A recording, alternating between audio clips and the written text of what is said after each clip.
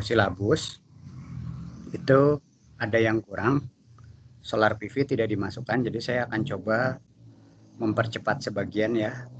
Jadi harusnya kan baterai, fuel cell, solar PV baru superkapasitor. Sedangkan yang ditulis di silabus itu hanya baterai, fuel cell, dan superkapasitor. Jadi beberapa materi akan saya percepat karena sisa, sekarang kan minggu ke-10, sisa 4 minggu lagi.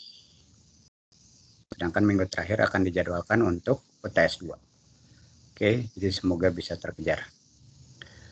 Jadi konsep dari elektrokimia energetik itu adalah reaksi yang spontan tetapi menguntungkan.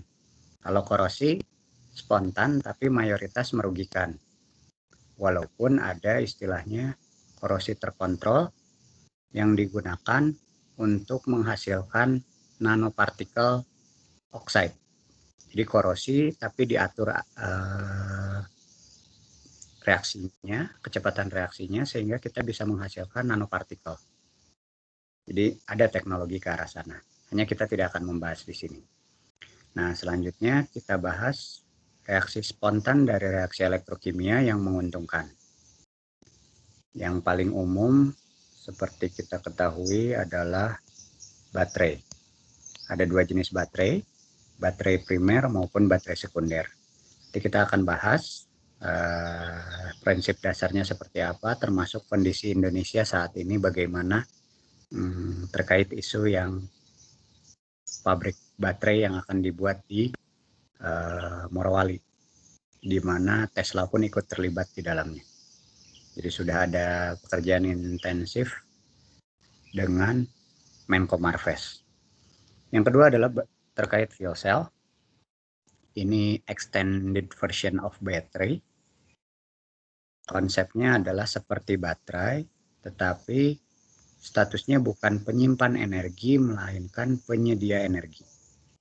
Jadi hanya baterai yang perannya sebagai ini penyimpan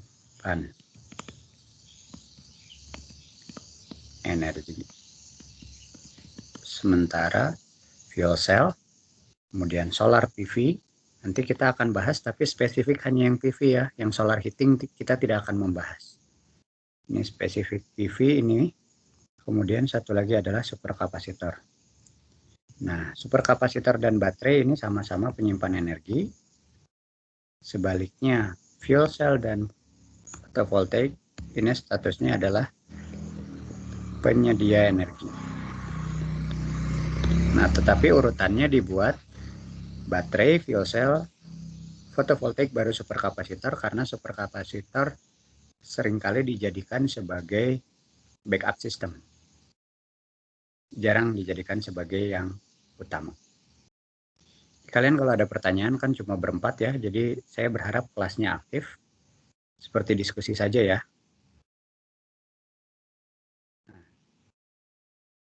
Secara umum, konsep dari energy resources itu dibagi dalam istilahnya adalah densitas energi. Nanti akan ada yang cukup terkenal, yaitu diagram yang menghubungkan, ini namanya Ragon plot. Diagram yang menghubungkan energy density, ini yang power, sorry, terhadap power density. Energy density terhadap power density. Apa yang disebut dengan energy density? Kemampuan dia menyimpan. Jadi kalau baterai, nilainya pasti di sebelah kanan, karena dia mampu menyimpan banyak. Sebaliknya, power density itu kemampuan untuk menghasilkan dayanya. Jadi dia tidak menyimpan, tapi bisa menghasilkan daya yang sangat signifikan. Nah, itu power density. Konsep density itu kan secara berat atau secara volume kecil. Ya, sebisa mungkin densitasnya tinggi itu, volumenya kecil tetapi kemampuannya tinggi. Jadi kalau energi density-nya tinggi, itu adalah baterai dengan volume atau berat yang kecil tetapi mampu menyimpan energi yang besar. Sedangkan power density yang tinggi dengan ukuran yang kecil ataupun berat yang ringan mampu menghasilkan daya yang besar. Fuel cell akan masuk ke kategori alat yang mampu menghasilkan power density yang tinggi, bukan energy density yang tinggi. Ya, jadi ingat yang ke kanan ini konsepnya adalah energy storage atau penyimpan energi.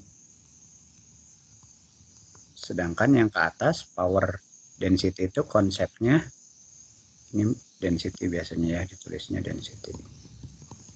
Power pun sama, ini power density. Nah, yang ke atas itu lebih ke arah penyedia energi. Jadi dasarnya seperti itu. Nah, dengan mengetahui konsep ini, maka kita bisa melihat secara energi, densitas bisa dilihat di gambar di tabel yang ada di sini. Ya. Nah, bagaimana kalau ini konsepnya densitas apa namanya kilogram per meter kubik ya, jadi densitas secara umum. Yang ingin disampaikan di sini adalah dari sisi kepadatan, karena nanti kepadatan ini akan berhubungan dengan dragon plot yang tadi saya terangkan. Ini sekedar punya gambaran saja bagaimana kepadatan interstellar medium. Ini ruang hampa kan. Ruang hampa berarti 10 pangkat minus 25 beratnya ringan sekali untuk 1 meter kubiknya. Hidrogen densitas rendah, makanya dia melayang-layang sama seperti helium. Kenapa? Karena lebih ringan dari udara. Ya. Udara itu 1,29 kg per meter kubik. Oke. Kemudian nah ini kayaknya ada yang salah. Litium itu bukan 0,534. Litium itu lebih berat dari udara, tetapi lebih berat dari air. Ini kayaknya salah nih. Oke, dan seterusnya, termasuk konsep densitas dari matahari ya, ataupun black hole. Ini yang harus kalian pahami. Oke, nah ini jelas ya, kayu ini kenapa bisa mengapung di dalam air, karena lebih ringan dari air. Sebagian plastik ini bisa mengapung di dalam air karena lebih ringan dari air. Tapi logam-logam ini lebih berat dari air, sehingga pasti tenggelam di dalam air. Yaitu konsep dasar dari densitas. Nanti arahnya kita akan ke sisi dragon plot. Ada energi density dan ada power density. Oke, sampai tahap ini ada pertanyaan? Ini dasar sekali saja ya. Jadi menyamakan persepsi apa yang akan kita pelajari bersama. Oke, berikutnya adalah materi utama yang pertama terkait baterai.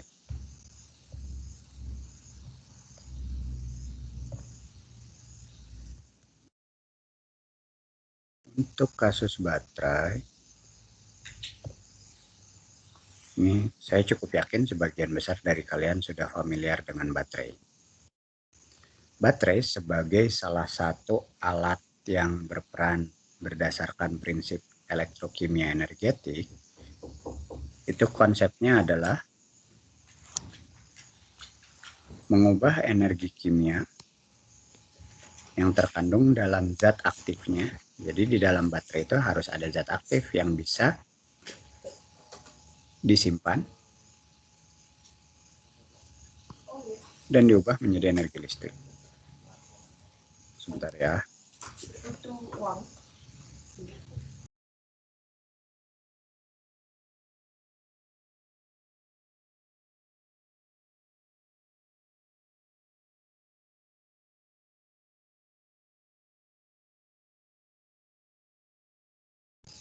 Oke, maaf. Kita lanjutkan. Jadi konsepnya kan penyimpan energi. Disimpan dalam bentuk apa energinya? Energi kimia.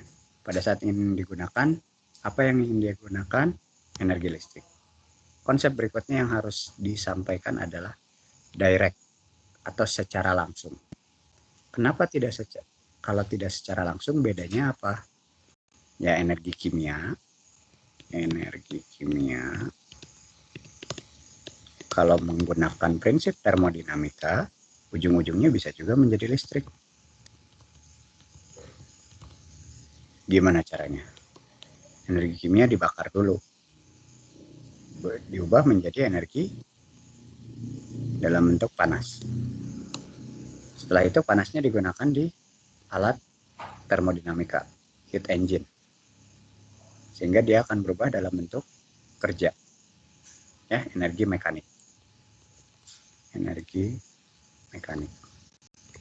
Energi mekanik dihubungkan dengan generator, maka kita bisa menghasilkan listrik. Tapi yang ditekankan di sini adalah secara langsung. Jadi ini baterai. Sorry, pakai tulisan lain biar mudah dipahami.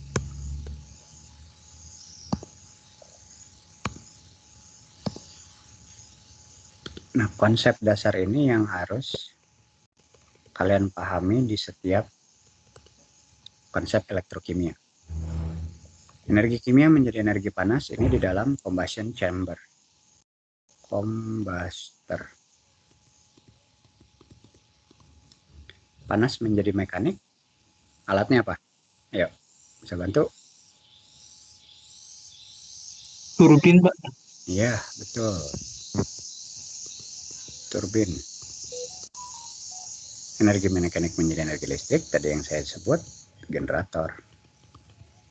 Jadi pada prinsipnya listrik sebagai energi dengan kualitas tertinggi itu bisa dibuat dari energi kimia secara konvensional dengan tahapan ini. Tapi konsep sel elektrokimia mengubah energi kimia dalam bentuk energi yang paling rendah menjadi energi dengan kualitas yang paling tinggi secara langsung. Ya, jadi jangan lupa konsep secara langsungnya jangan terlewatkan. Melalui apa? Melalui reaksi reduksi dan oksidasi, di mana terjadi perpindahan elektron dari satu bahan ke bahan lain melalui rangkaian listrik eksternal. Jadi bukan di dalam. Keunggulannya apa? Karena dia tidak mengikuti rangkaian energi kimia panas mekanik, di mana tadi disebut Mas Aiman ada turbin.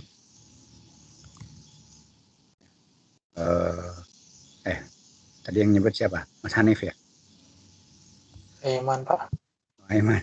Oke, Mas Aiman menyampaikan ada turbin. Jadi pasti ini dibatasi oleh siklus idealnya. Siklus idealnya kan siklus Carnot ya. Jangan lupa ini ideal. Sedangkan realnya kalau turbin bukan siklus Carnot. Masih ingat apa siklusnya kalau turbin? Turbin gas saja kita ambil contoh. Brayton, Pak. Betul, Brayton. Di mana siklus Brayton itu efisiensinya pasti di bawah siklus Carnot. Ya, dan ini bergantung kepada temperaturnya. Nah, itu yang harus kalian pahami. Biasanya siklus Carnot di 300-400 derajat itu sekitar 40%. Sehingga efisiensinya pasti di bawah 40%. Dari sini ke sini, ini efisiensinya pasti di bawah 40%. Kalau yang bawah enggak, karena tidak dibatasi oleh siklus Carnot. Pasti efisiensi konversi energinya akan lebih tinggi. Ya. Jadi dari definisi aja kalian bisa memahami konsep yang lebih besar lagi. Itu yang harus dipahami dari elektrokimia energetik. Berikutnya, baterai itu merupakan rangkaian dari beberapa sel. Satu sel sebenarnya bisa, tapi jarang yang bisa digunakan untuk aplikasi. Harus dibuat susunan secara seri dan paralel. Ini saya tidak akan membahas detail terkait elektronnya. Harusnya kalian tahu ya, baterai disusun seri dia akan bertambah, disusun paralel dia akan menggunakan konsep yang 1/. Secara umum, sama seperti semua reaksi elektrokimia, ada 3 komponen utama: anoda, katoda, dan elektrolit. Seperti biasa ya, supaya mudah mengingatnya, gunakan ini RAO. Ini berlaku untuk elektrolisis dan juga untuk galvanik. Katoda reduksi, anoda oksidasi. Jadi di katoda pasti terjadi reaksi reduksi, sedangkan di anoda terjadi reaksi oksidasi. Apakah yang teroksidasinya harus anoda? Belum tentu. Bisa saja reaktan yang ada di anoda, di anode chamber, di ruang anodanya. Kebalikannya dengan katoda. Apakah katodanya yang harus tereduksi? Belum tentu. Karena katodanya bisa katoda inert, bukan katoda yang terkonsumsi.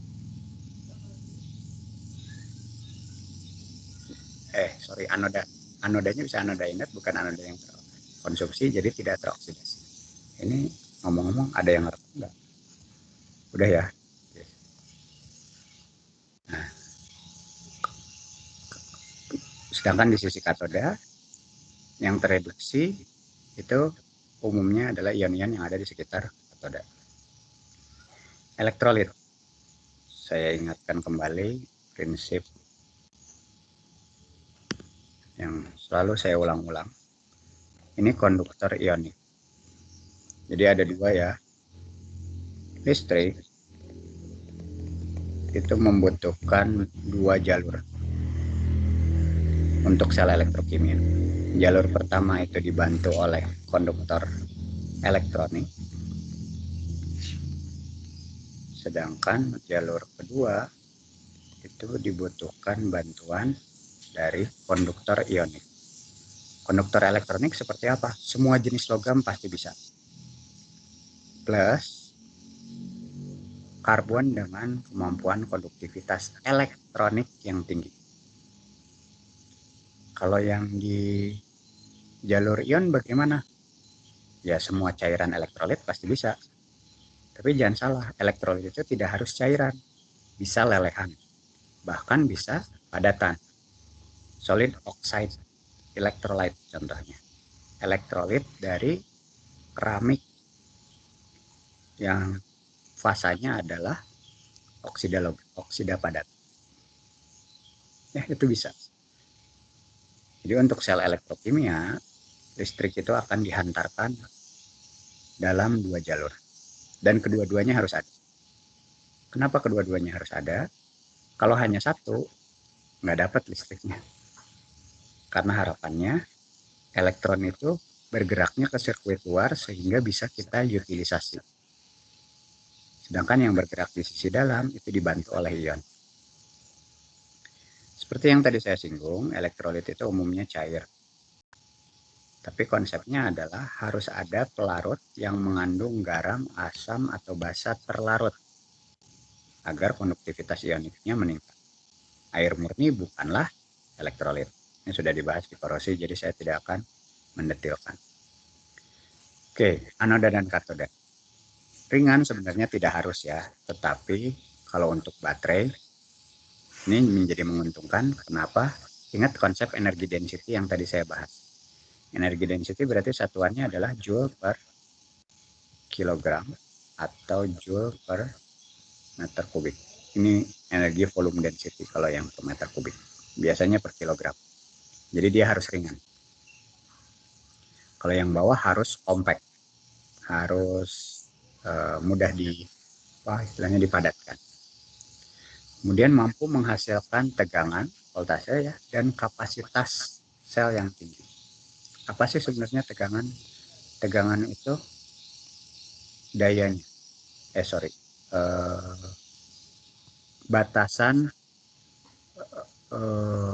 Batasan kemampuan dari suatu baterai sebagai hasil dari reaksi redoksnya.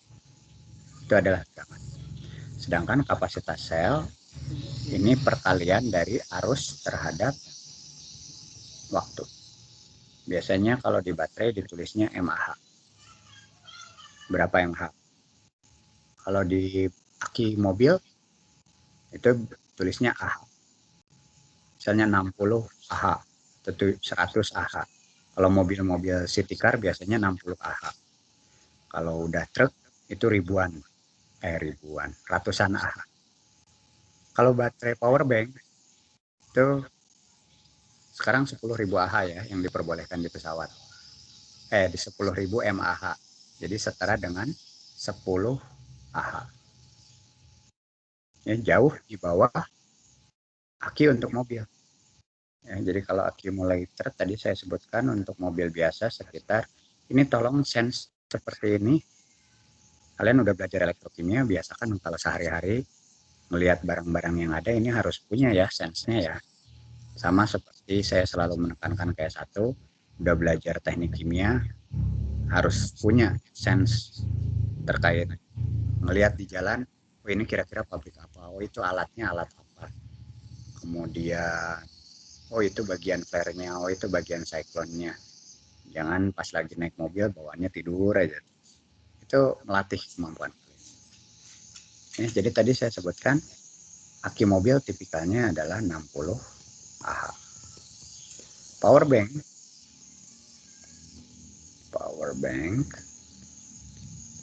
ini 10.000 mAh. Jadi make sense kan? Kan lebih kecil, lebih ringan supaya bisa dibawa-bawa. Ya cukup 1/6 kalinya. Kecuali kalian mau bawa aki mobil ya di dalam tas. Oh itu bisa ngecas berkali-kali.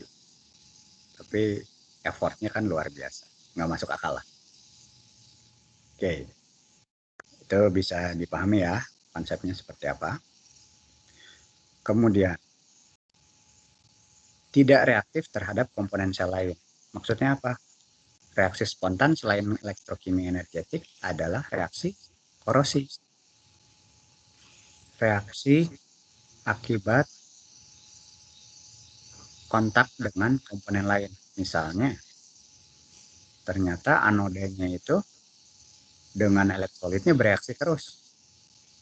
Nah itu baterai nggak usah dipakai pun lama-lama habis. Karena bagian anodanya teroksidasi akibat reaksi dengan elektrolit. Nah, jadi ini menjadi sangat penting. Polarisasinya rendah. Apa itu polarisasi? Ini adalah di elektrokimia industrial saya sudah pernah menjelaskan. Polarisasi adalah kinetikanya. Jadi hambatan atau overpotensial. Jadi sebisa mungkin hambatan yang ada di dalam sel itu rendah. Hambatan itu hambatan apa saja, macam-macam ya.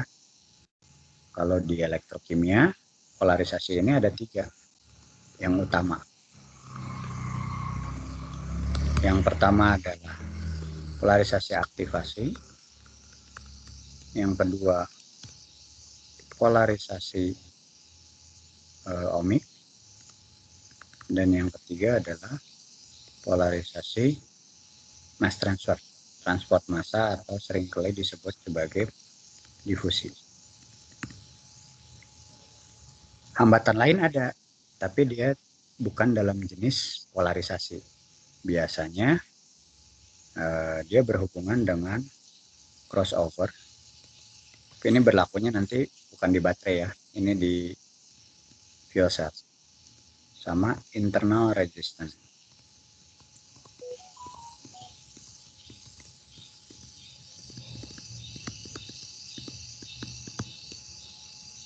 Tapi yang 3 ini yang utama. Kemudian mudah ditangani, ini maksudnya handlingnya mudah. Jangan sampai mau menggunakan baterai harus ada prosedural berbelit-belit, ya itu tidak diinginkan untuk anoda dan katodanya. Kemudian relatif murah. Kalau bahannya platinum, wah harga baterainya luar biasa mahal. Kalau berbasis logam mulia. Sekarang kita breakdown spesifik anoda.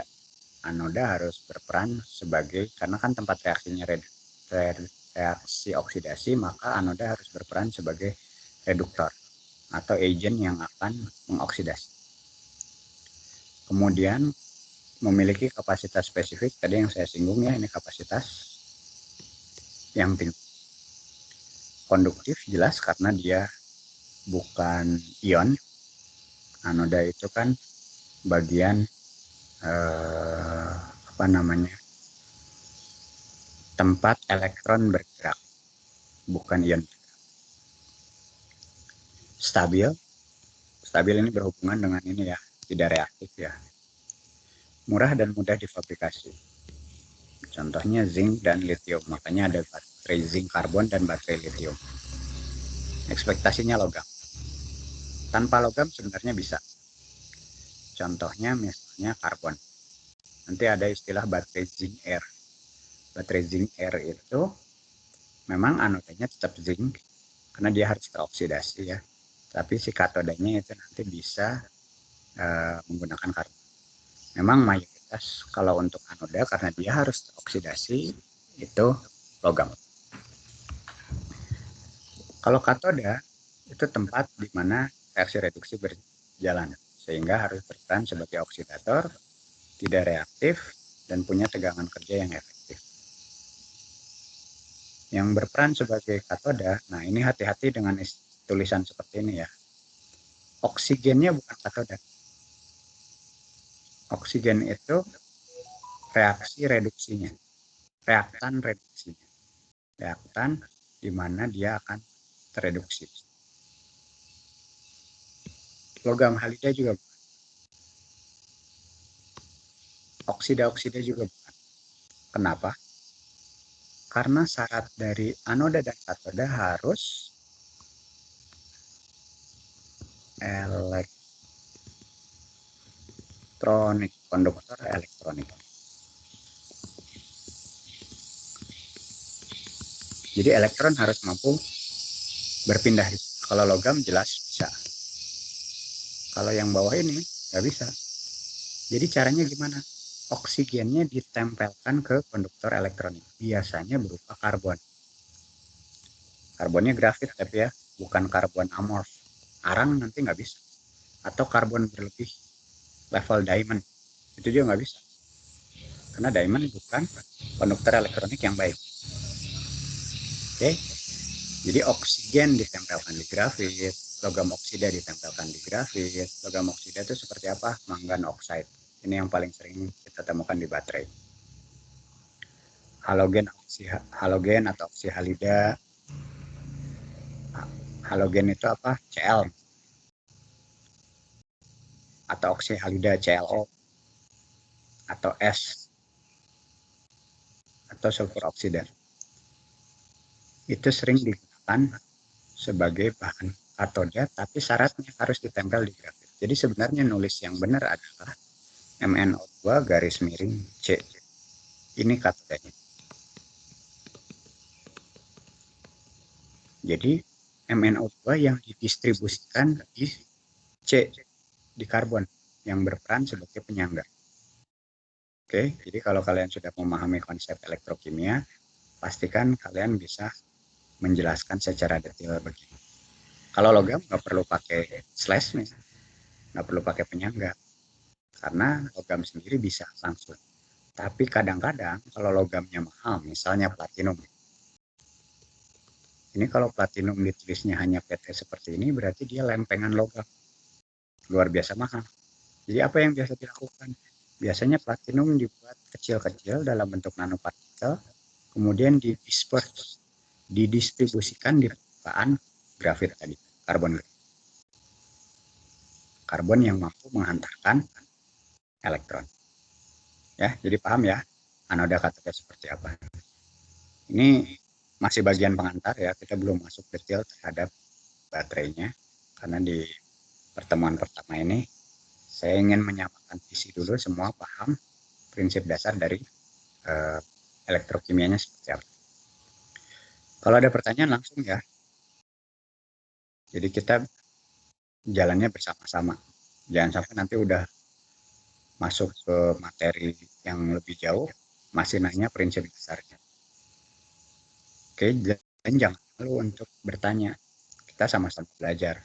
Dan saya pun bisa jadi belajar dari kalian. Kalau kalian ada pertanyaan-pertanyaan yang tidak bisa saya jawab, ya berarti kan saya harus nyari lagi.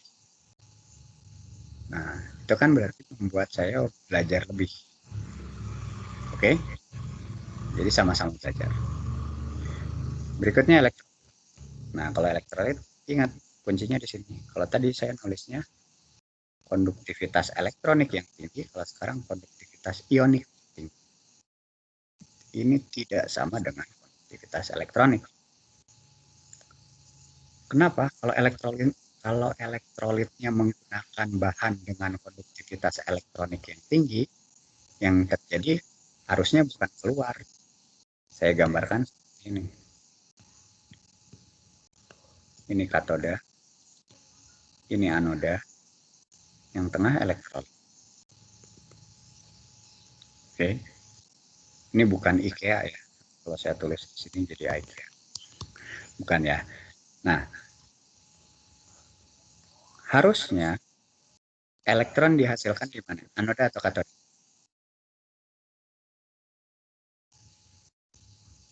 Ayo, bantu saya. Di Anoda, Pak. anoda, Pak. Di anoda, betul. Karena logam akan teroksidasi, ya, di anoda itu logam, dia akan teroksidasi, misalnya jadi M+, ditambah elektron, supaya setimbang. Jadi elektron pasti di anoda. Sekarang, ini harus dihubungkan menggunakan sirkuit luar. Harapannya apa? Supaya elektronnya geraknya keluar. Kenapa nggak bisa gerak ke dalam? Karena si E ini, si elektrolit, dia perannya sebagai konduktivitas ionik, memiliki konduktivitas ionik yang tinggi. Jadi elektron nggak bisa nyebrang di dalam E. Dia harus muter. Kalau enggak, keluar istilah short circuit atau hubung singkat. Jadinya kalau hubung singkat, rugi. Kenapa rugi? Si elektronnya yang harusnya keluar, dia malah nyebrang di sini. Ini elektron. Ini tidak diinginkan ya. Nanti lampu yang ada di luar, lampu di sini nggak pernah bisa nyala. Karena elektronnya malah lewat di dalam. Oke, jadi bisa dipahami kenapa syarat elektrolit harus seperti itu. Oke. Kalau ada Pak, pertanyaan, izin bertanya. Ya. Sip, silakan. Ya, izin bertanya, Pak. Yang pertama, sebenarnya jadi dasar banget. Sebenarnya yang didahulukan tuh reaksi apa dulu ya? Apakah harus reaksi oksidasi dulu baru reaksi reduksi atau seperti apa gitu? Jadi apakah saling menunggu seperti itu atau gimana ya Pak mekanismenya? Nah, yang Iya. kedua, kalau misalkan di syarat elektrolit, apakah konduktivitas ionik yang tinggi itu berbanding lurus dengan kekosongan oksigen atau tidak ya Pak di dalam elektrolit padat? Terima kasih banyak Pak. Sip. Nanti detail yang kedua tuh nanti di bagian fuel cell ya. Tapi saya akan coba jawab. Yang pertama, good question. Sebenarnya harusnya bersamaan.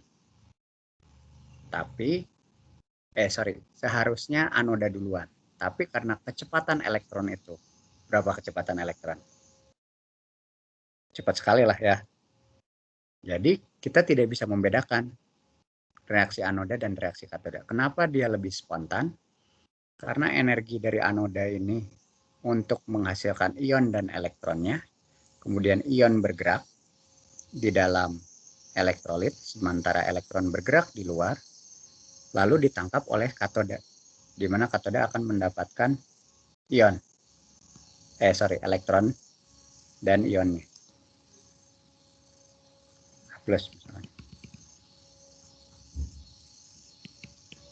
Seperti ini.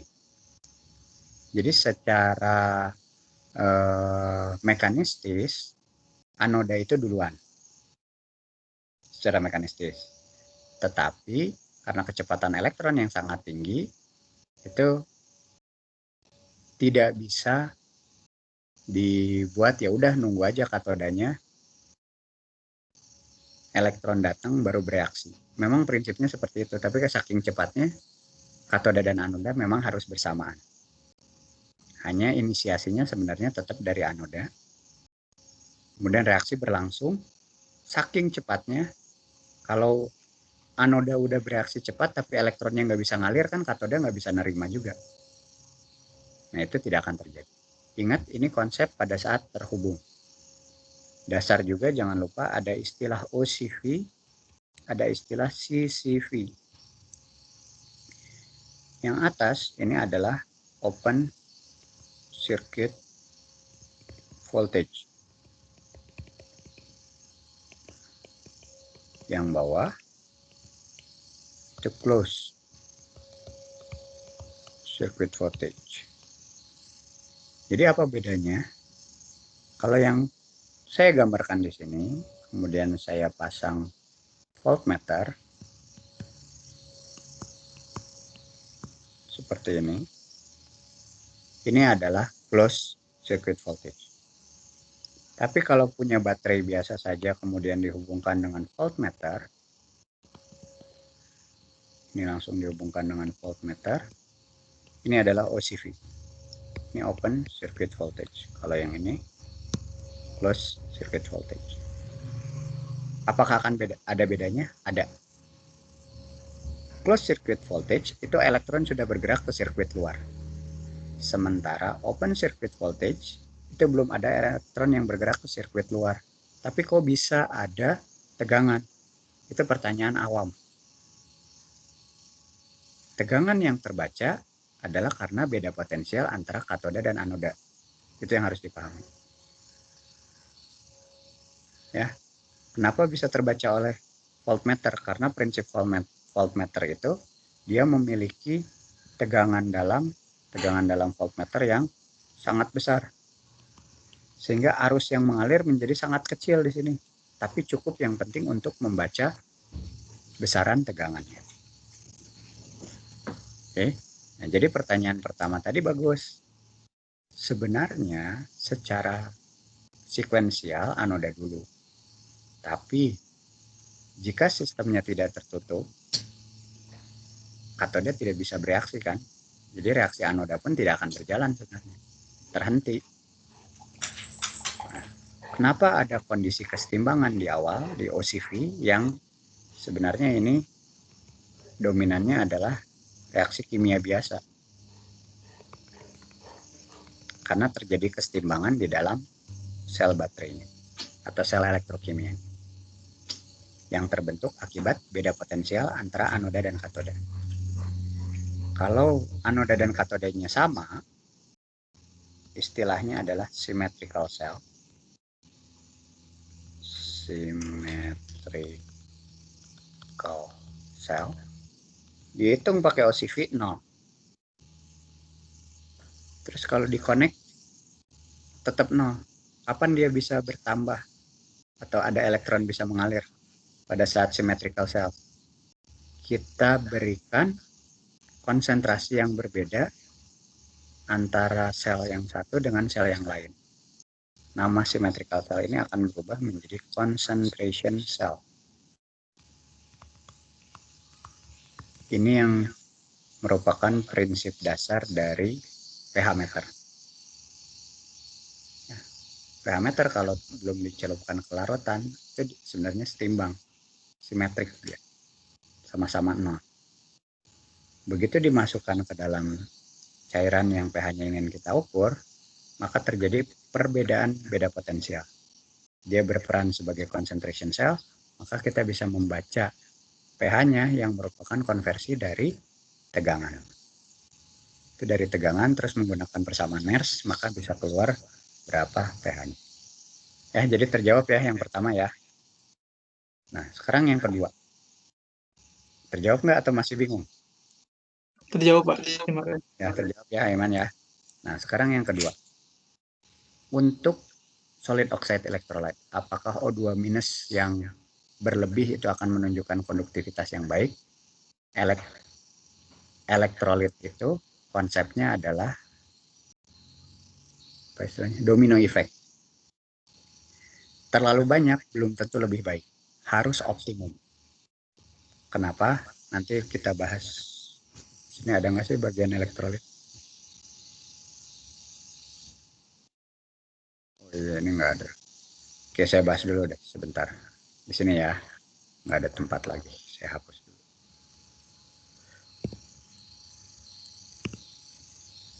Oke.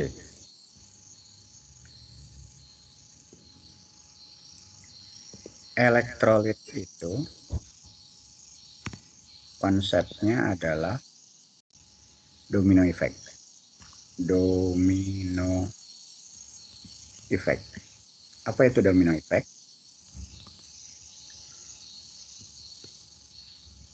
Ini sisi elektroda 1, ini sisi elektroda 2. Di antaranya ada interface tapi tidak akan saya gambarkan. Pada saat konsentrasinya rendah, dia harus bergerak dulu. Kalau di cairan, berenang. Kalau di padatan, kan nggak bisa berenang. Jadi geraknya gimana? Tergantung kepada latisnya tadi. Latis oksigennya. Lubang-lubang oksigen. Dia akan bergerak dulu, menumbuk ion yang ada di sebelahnya, baru muatannya ditransfer. Maka yang kedua jadi punya muatan berlebih, terus dia berenang lagi, menumbuk yang berikutnya, melakukan hal yang sama, transfer muatan, baru yang paling ujung nyampe. Bandingkan sistem itu dengan kalau jaraknya sudah sesuai, berdekatan, kasarnya nggak perlu berenang lagi. Si ionnya nggak perlu berenang. Jadi tinggal menggunakan tangan-tangannya. Misalnya H2S4, berarti kan ada 2 ion. Kalau KOH hanya 1 ion. Jadi itu seperti 2 tangan dan 1 tangan. Mau transfer muatannya pakai 2 ember atau 1 ember. Muatannya kita analogikan sebagai air, sebagai contoh. Kalian bawa 1 ember air sama 2 ember air. Itu sebabnya H2SO4 akan lebih cepat dibandingkan misalnya HCl pada saat diperankan sebagai elektrolit. Konduktivitas ioniknya akan lebih tinggi karena mekanismenya seperti itu. Jadi transfer muatannya pakai 1 tangan atau pakai 2 tangan. Tapi ini akan transfer lagi, nanti muatan yang paling ujung dikirim ke elektroda berikut. Elektroda 2-nya. Ini elektroda 1, ini elektroda 2. Jadi kalau misalnya ionnya positif, misalnya contohnya yang ditransfer adalah H+, kalau 2- kebalikannya ya. Kalau yang ditransfer misalnya H+, berarti ini dari anoda ke katoda. Tapi kalau O2- berarti dari katoda ke anoda. Kebalikannya. Nah, ini di cairan. Sekarang coba bayangkan jika konsentrasi ionnya terlalu tinggi, mendekati jenuh. Berarti bentuknya akan seperti ini. Kasarnya ya. Karena kalau mendekati jenuh udah hampir beku kan, udah jadi hampir solidified. Tapi dia masih bisa berenang-berenang. Bagaimana transfer muatannya terjadi? Sayangnya kita tidak bisa mengatur, mencari jarak terdekat dari anoda ke katoda. Jadi nanti H+-nya ya jalan-jalan semau dia. Yang seringkali malah jadi lebih lambat daripada yang tipe kedua. Jadi konduktivitas ionik untuk yang paling bawah itu justru lebih rendah daripada yang kedua. Nah, analogi seperti ini kira-kira bisa menjawab pertanyaan keduanya Iman nggak? Gimana Mas? Bisa Pak, bisa. Jawab ya. Walaupun Ya. nanti di fuel cell kita akan menjelaskan lebih detail. Tapi analoginya kayak gitu, bisa dipahami ya. Jadi semakin Ya, banyak, bisa. bukan semakin baik. Oke? Terima kasih Pak. Sip, kita lanjutkan. Nah, syarat elektrolit berikutnya, tadi tidak reaktif sudah, tahan perubahan temperatur. Ingat, perubahan temperatur yang harus dikonsen adalah berhubungan dengan reaksi elektrokimia. Reaksi elektrokimia itu endotermik, eksotermik. Ayo bantu, ini nggak boleh salah.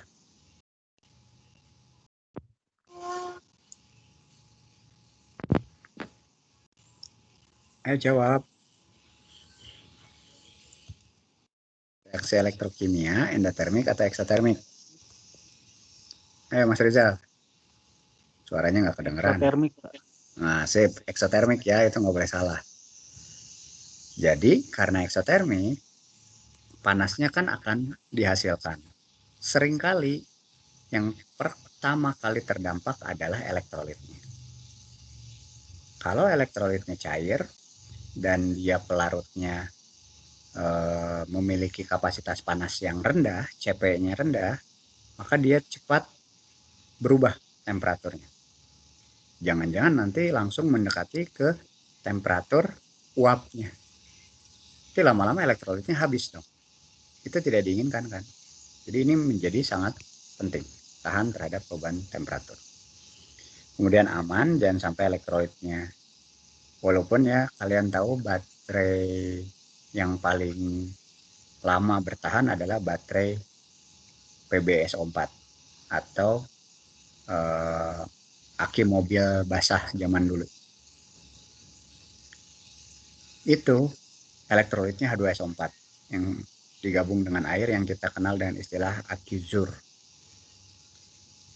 Sebenarnya itu nggak aman ya.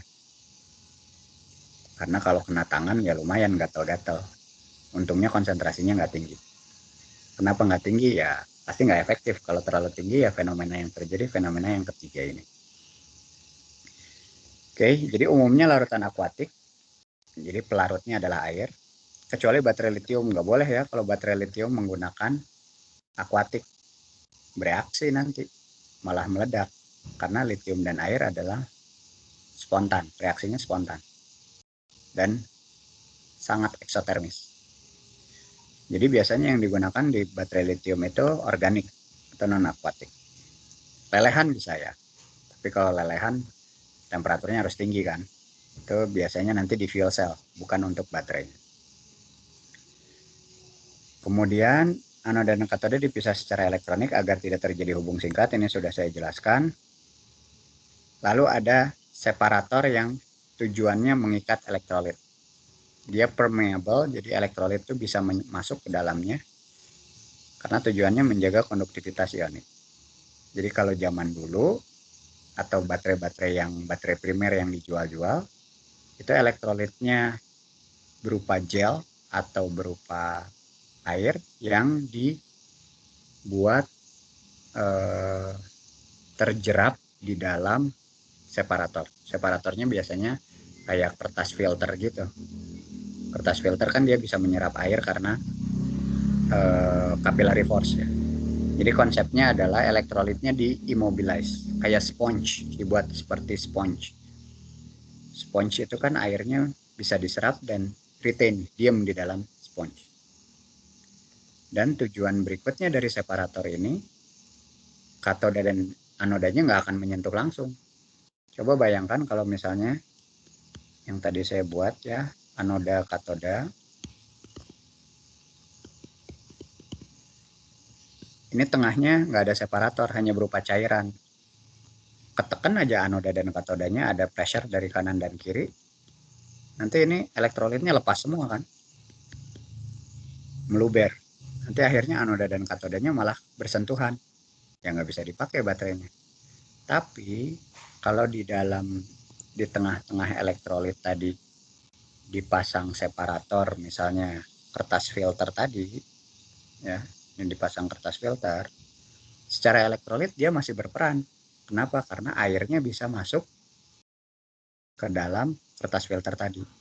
Tapi keunggulan berikutnya apa? Kalau ada tekanan dari anoda dan katoda, mereka tidak akan bersentuhan karena terhalang oleh isolator tadi. Isolatornya berupa kertas filter yang berperan sebagai separator. Tapi ya syaratnya harus berpori ya. Kalau nggak berpori ya nggak ada gunanya. Atau langsung menggunakan membran. Syarat membrannya apa? Harus exchange membrane, ionic exchange membrane. Bisa kation, bisa anion. Exchange membrane. Jadi bukan membran biasa, membran yang bisa menghantarkan ion-ion tertentu. Membran kan padat, walaupun dia fleksibel tapi dia padat. Jadi anoda dan katoda tidak bisa bersentuhan karena ketahan oleh membran. Sementara ionnya masih tetap bisa bergerak. Oke, terakhir. Bentuknya, ini khusus untuk baterai, nanti ada bentuk silinder, ada yang kancing, ada yang berupa lembaran-lembaran atau bahkan prismatik. Yang jelas, ini harus di-seal ya, harus di package dengan baik dan pastikan tertutup dengan baik. Tujuannya apa? Supaya elektrolitnya nggak bocor keluar dan ada elektrolit tertentu yang tekanan uapnya tinggi. Jadi dia mudah menguap. Kalau mudah menguap dan ada kebocoran karena packagingnya nggak baik, dia akan cepat kering. Mungkin kalian tahu baterai-baterai zaman dulu itu sering, atau baterai yang udah jelek, terus ada yang ngebuang sembarangan, itu akan mengeluarkan cairan putih seperti susu, bukan bening ya, putih, kayak bernanah gitu si baterainya. Itu karena packagingnya udah bocor. Tapi ada juga sel yang memang sengaja harus dibolongin karena tujuannya untuk venting. Contohnya apa? Contohnya baterai mobil tadi, aki mobil yang zaman dulu, yang PbSO4. Kenapa? Karena akan dihasilkan gas hidrogen. Kalau nggak ada ventingnya, nggak ada lubang ventingnya, hidrogennya terakumulasi, baterainya meledak pada saat hidrogennya berlebih. Oke, materi hari ini kita cukupkan sampai di sini. Silakan kalau ada pertanyaan sebelum saya tutup.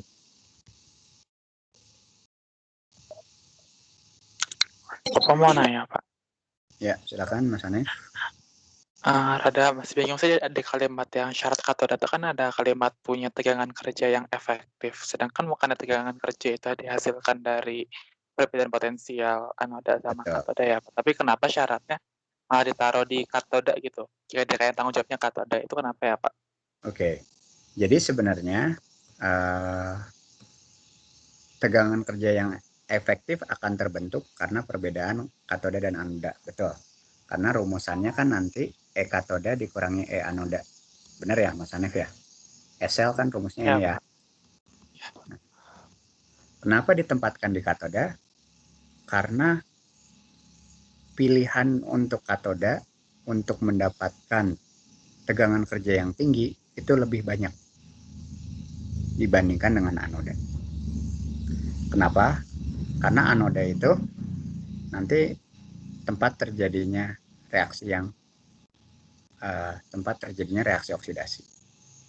Sehingga logam-logam tertentu yang teroksidasi itu pilihannya akan lebih sedikit.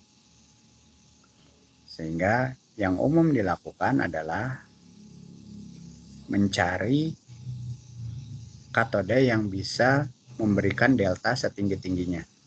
Jadi posisi tegangan kerja itu kasarnya lebih banyak ditentukan oleh si katoda. Karena opsi.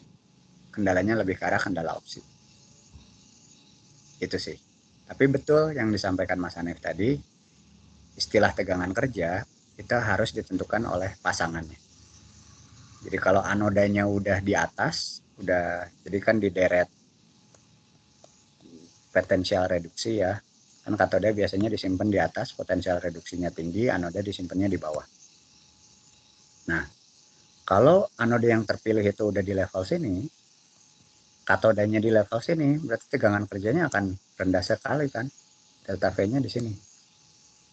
Maka katodanya diharapkan dicari yang di sini. Kenapa umumnya anoda dulu yang dikejar? Karena anoda itu yang tadi yang akan teroksidasinya. Sehingga opsinya itu lebih sedikit di sini. Itu sih biasanya pendekatannya seperti itu. Ya, semoga terjawab ya. Ya, Pak. Siap. Makasih Tapi banyak, benar, teori dasarnya udah benar. Tegangan kerja itu memang harus pasangan elektroda ya, jangan salah. Kalau orang yang nggak paham mikirnya, oh berarti yang penting tegangan katoda saja. Nah itu salah. Tapi Mas Hanif udah benar, secara konseptual udah benar, yang disebut tegangan kerja harus berdasarkan pasangan elektroda. Oke? Oh ya, Bapak jadi ada satu lagi, maaf. Yuk, Kalau silakan. gitu, kan katanya anodanya terbatas ya, Pak ya? Berarti kalau gitu ada nggak sih, Pak? Kayak karena di sini kan contohnya cuma litium sama Zn ya, sedangkan kan logam yang negatif itu kan ada aluminium juga, ada besi dan kawan-kawannya gitu. Pilihannya kenapa di seputar Zn sama ya apa karena memang dia sangat rendah sekali potensialnya atau kayak gimana Pak? Apakah ada yang lain juga? Bukan, itu lebih ke arah ringan dan juga tidak ada reaksi samping. Aluminium dia akan membentuk passive layer. Kalau udah ada passive layer, nggak efektif. Kenapa coba nggak efektif? Kira-kira Mas Hanif? Potensialnya dia nambah Pak, jadi ke arah positif. Betul. Ketahan kan sama lapisan oksida yang ada. Sedangkan kalau Zn dan lithium itu tidak. Lithium menguntungkan karena dia kecil dan paling bawah. Jadi Zn itu sebenarnya kurang menguntungkan, tapi karena dia murah dan tidak membentuk passive layer itu menguntungkan. Tapi kalau lithium diuntungkannya karena dia ukurannya kecil, lebih mobile dan posisinya di potensial reduksi dia yang di bawah sekali. Jadi kita bisa mendapatkan opsi tegangan kerjanya lebih besar lagi, bergantung kepada katodanya. Itu sih penjelasannya. Tapi yang lain bisa ya, tetap bisa, hanya harus ada trade off-nya lah kasarnya gitu. Nickel battery misalnya, itu kan dipakai juga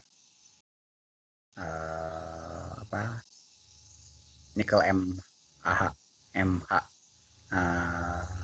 baterai NiMH itu masih dipakai. Kenapa? Karena tegangan kerja yang efektifnya masih bisa tercapai dengan keunggulan-keunggulan yang ada tadi. Nanti ada pembahasan detail sih terkait itu, tapi sejarahnya memang dimulai dari seng karena murah dan banyak ditemukan di mana-mana. Baterai aluminium sempat booming, tapi hanya bertahan beberapa saat. Jadi memang ujung-ujungnya opsinya jadi terbatas karena historically seperti itu. Ya. Siap Pak. Kasih banyak Pak. Ya, sama-sama. Silakan Mas Aiman. Izin ini Pak, boleh materinya Pak di ini? Oh iya. Boleh minta materinya? Nanti di-upload. Iya, terima kasih Pak. Gimana saya upload di MS Team aja ya? Iya Pak. Oke, sip. Ya udah kita cukupkan sampai di sini. Jangan lupa mengisi daftar hadir, udah kelewat loh. Udah jam 9. Oke, sampai jumpa di pertemuan berikutnya. Terima kasih. Terima kasih Pak.